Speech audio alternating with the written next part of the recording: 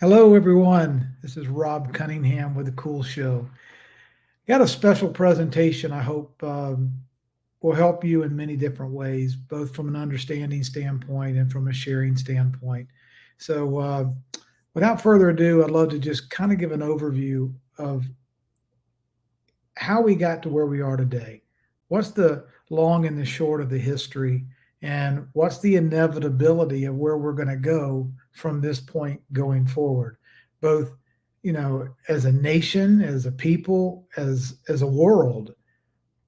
Obviously, there's a death taking place of the old system, and a lot of people are curious, scared, anxious, excited, um, unaware even of the fact that we are transitioning from an old global system to something different. So, what does that look like? What I'd like to do is share with you my thoughts.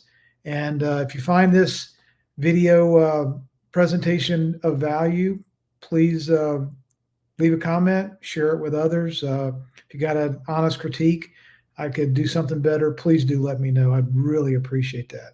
So, here we go. How did we get here? Um, the big picture, 11 quick slides. All I want to do is go through a sequential order of a little bit of history.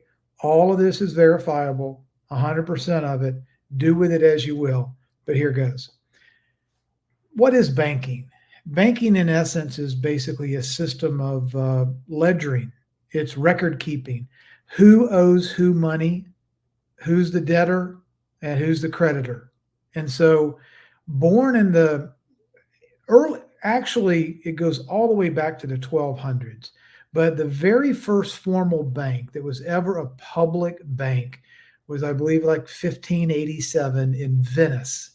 But for all intents and purposes, it was the 1600s before banking really began as an enterprise where banks held records of who owed who money, who had how much money on deposit, and it was a business for the very first time booming in Europe. So the Venetians started the banking empire. Rome, Italy, uh, the Vatican, that region of the world is where banking became popular. It's interesting that in 1776, just 2 months, barely 2 months before the signing of the Declaration of Independence, this first formal, well recognized secret society known as the Illuminati was actually formed in Bavaria, Germany in May of 1776. This was a secret society formed by lawyers, and their intent was to monitor groups and report on or snitch anyone involved in the faith community attempting to influence government. They did not want that influence involved in the way in which nation states were governed. And they taught very radical teachings that were diametrically opposed to what we typically call religion or faith based practices today. So I find that interesting that right around the time that banking starts in the Middle East, around the Vatican area, and the first formal Illuminati charter was filed and constructed, all around the idea of censoring people, spying on people, teaching radical ideologies, and trying to mute or censor values inside the government. The City of London is an entity unto itself. It's a nation by itself, if you will, a sovereign territory completely separate and distinct from Britain or the United Kingdom. The City of London is approximately a 1 square mile territory with its own government, its own police force, and its own flag. The significance of the City of London is it is the world's heartbeat for financial systems and operations and banking. The City of London is an NGO, which means it's a non-governmental organization. Even the king and the queen, if anyone wants to come into the City of London, they have to seek permission. This is an entity that is secret, it's unaccountable to the people. It headquarters many of the leading financial institutions in the world, yet they can be as non-transparent as they wish. They have no one that they have to report to. They are their own independent, lawful, secret governmental entity. It's very important to understand because there's only three or so of these entities in the world. We'll talk about that here in just a moment. The Rothschilds were very deeply embedded in the City of London as citizens and as members of the banking community. They were pillars in the banking community and deeply in bed with the Bank of England, which is the central bank for the United Kingdom with headquarters in the City of London. What's interesting to understand is the Rothschilds, whose former first name was Mayer, or last name was Mayer. Rothschild, I'm sorry, the last name was Bauer.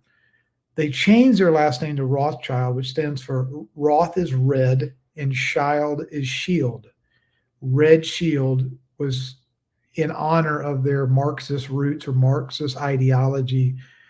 So Mayer Amschel Rothschild was the monarch of the Rothschild dynasty, the banking empire.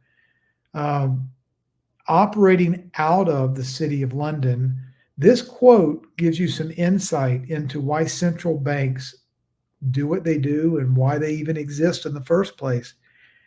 His ideology and philosophy was, permit me to issue and control the money of a nation, and I care not who makes its laws. What this gentleman knew, and the powers that be in banking understood, is that humans can be bought. There's a price for every politician, every person that wants materialistic things in this world. Their influence can be overwhelmed through the money system. Salary, income, titles of nobility, blackmail, extortion, even assassination if necessary. But whoever can control the assembly line and the production of money can control those lawmakers, if you will, in any nation if the price is right. Understanding that weakness or vulnerability is something that the Rothschild family and the central bankers knew all too well. So, if you're going to have the United States of America, the most powerful, free, productive nation in the world, and you want to control it, you have to have a central bank that controls the nation so that you can control the politicians and the government. Again, it does not matter who makes the laws according to central bankers. What matters is who controls the money system.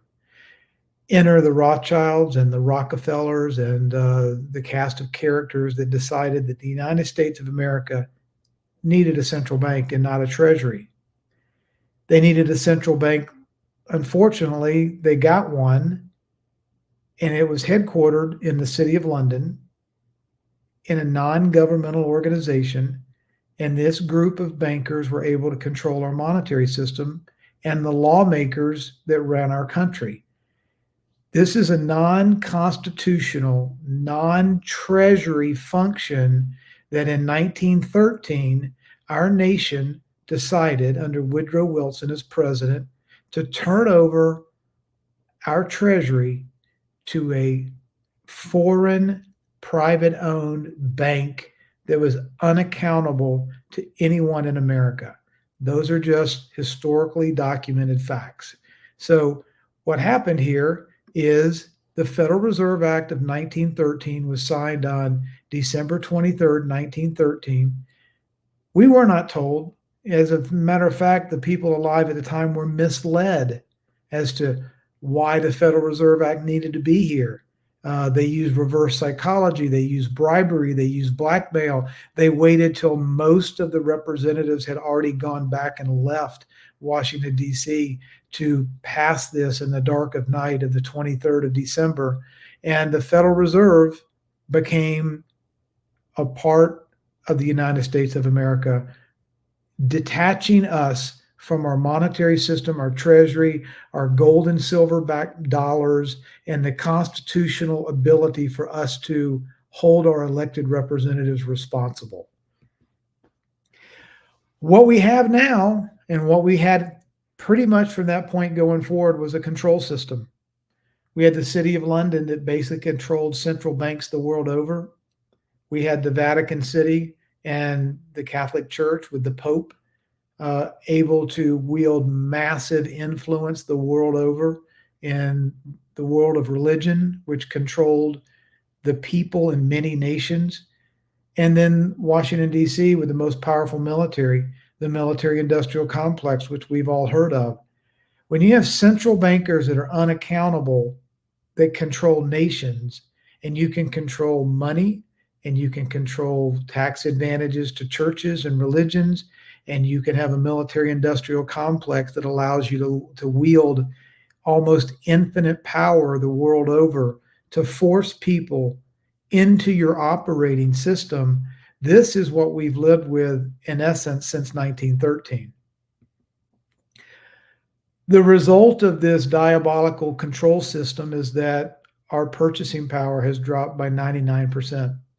What used to be affordable, whether it was food or housing, transportation, land, a single family wage earner, all of that has disappeared. And every one of us in America, for the most part, can feel the collapse of the monetary system, the $35 trillion in debt, the inflation, the lack of affordability of homes, gasoline prices, car prices, jobs going away. We understand that this monetary system is dead and it has to be replaced. We're having to pay over $1 trillion every 90 days in interest on the $35 trillion in debt. It's unsustainable. It took us over 200 years as a nation to accumulate our first $1 trillion. Now we're accumulating $1 trillion in interest payments and debt alone every 90 to 100 days. Basically, our economy is in hospice. That which hurts instructs. Everyone knows it. Everyone can see the handwriting on the wall. Whether you're in any socioeconomic income class, no matter if you're making $50,000 a year, $100,000 a year, $300,000 a year, doesn't really insulate any of us from the ravages of inflation, the loss of purchasing power, the imploding job market, and the utter insanity that is coming out of Washington, D.C., and the monetary masters of the universe who have backed us into this corner and driven our economy off the cliff. This great awakening, you can feel it in the air, you can sense it, our neighbors know it. We may not be able to voice it and articulate exactly what's going wrong, but we know that the system is off the track. The things just are simply not working. And that has triggered massive geopolitical earthquakes, not only in America, but the entire world over. So people are exiting the system. They're exiting this dollar-based world reserve currency monetary system that has been centrally controlled by the central bankers, as the US dollar being the center of this perverted, broken, and dying monetary system. There's 205 nations approximately in the world, and the vast majority of them have said, we're done. We're not taking it anymore. We're leaving. Thank you very much. We're going to regulate our own economies. We're going to create our own currency. We're going to create new trading relationships. And we're not going to ask for permission from central bankers anymore. These people are incompetent. They're corrupt. They're greedy. They're not from the government and here to help anyone. They exist to enrich themselves for profit, maximize their bottom line. And it's a system that drove about 90% of all the world's assets into the hands of 1 or 2% of the people. What we're seeing is Brazil and Russia and India and Iraq and Iran and China and South Africa and Argentina and 40 other nations are leaving the Federal Reserve and the central banking system for good. And there's nothing that can do to stop it. The narrative, the the central bankers that own the corporations, that own the media outlets, are trying to scare everyone that this is a terrible thing. These are evil, mean nations. We can't let these people have their own sovereignty and have their own freedom. These are all bad people, bad nations, bad actors. We've got to bring them back and have them be under our control because, again, we're central bankers and we're here to help. The world's not buying that lie anymore. The reason we have BRICS is people the world over want to leave this godforsaken, bankrupt, and perverted central banking system that was born in 1913 and is near death today.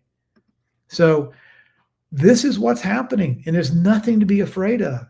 People are de-dollarizing. That means they're getting off of the US dollar. They no longer want that system anymore.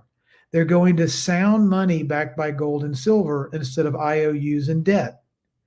Distributed ledger technology basically allows for accurate record keeping instantaneously without us having to trust that a banker is going to keep accurate records. More importantly, it does it automatically, and it does it safely, and it does it securely. Think of distributed ledger email in this analogy. There used to be a post office that was time intensive, labor intensive, required a lot of people. It was slow. You'd have to use paper, put a stamp on an envelope, drop it off at the mailbox. Email changed all that. You could basically draft up an idea, hit an address in the inbox, hit send, boom, the mail's gone. Post office is over. It's changed forever. Distributed ledger technology does the same type of thing to banks. We don't need the tellers. We don't need the drive-through windows. We don't have to have the deposits. We don't have to have bankers' hours that are 5 days closed on holidays, nights, and weekends. We have an automation process akin to email, and it's going to revolutionize banks the same way that email revolutionized the post office.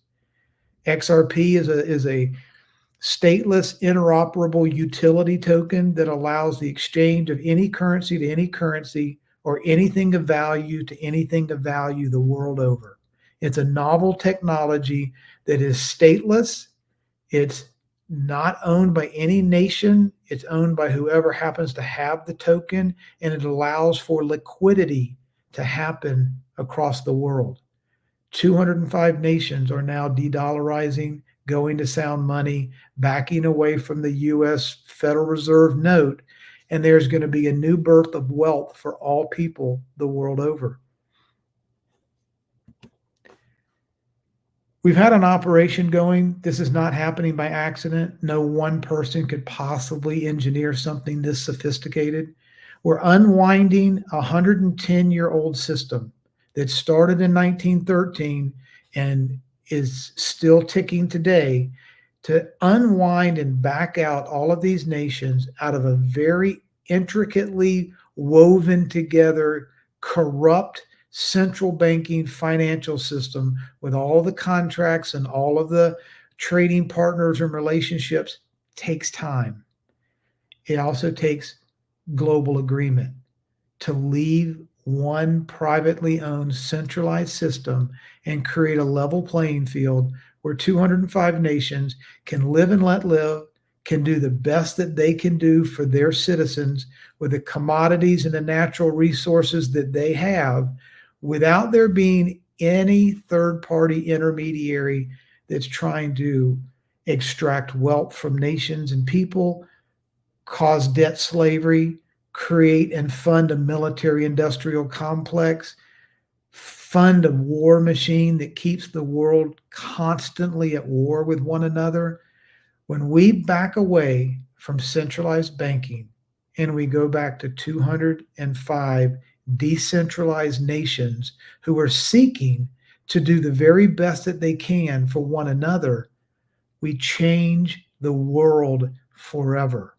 This is what's going on, and this is what the fear campaign is all about. All of the terrible news stories about the earth, the world is ending, and bad Trump and arrest the MAGA people, and the CCP is going to take over the world. We're all going to have a CBDC, and the mean, evil central bankers are going to not be able to continue to dance on the head of a pin like angels and take good care of us. The people that put us in this situation own and control the news networks that are trying to scare all of us, pit us against one another, and tell us to not learn anything about this new decentralized system because reasons. It should make sense if we follow the money. Why the fear pornography? Why the narratives of all the terrible things that can happen if the Federal Reserve goes away, if central banks go away, and if countries are allowed to take sovereignty back and manage their own economies for the benefit of their own people in a peaceful, level playing field where everyone can compete on a fair and even basis. No one has a gun put to their head, and there's no grand nanny state telling each and every nation how they must live, what monies they have to spend on NGOs like the World Health Organization or the United Nations or the World Economic Forum, or you name it. Thousands of NGOs get funded by these people that create money, and then they take it out of our paycheck and they send it off to these dark secret society, non-governmental organizations, and we don't get to say a damn thing about it. So this, my friends, is why the fear porn and all the scare tactics are being accelerated and elevated to the highest level possible. I want to thank you. I hope this information helps to put things in context. The next time you're told to be afraid, consider the source. Try to find someone that understands the financial system, how it's broken, how it's on near its very end, and where we are headed, not only as a nation, but as a world.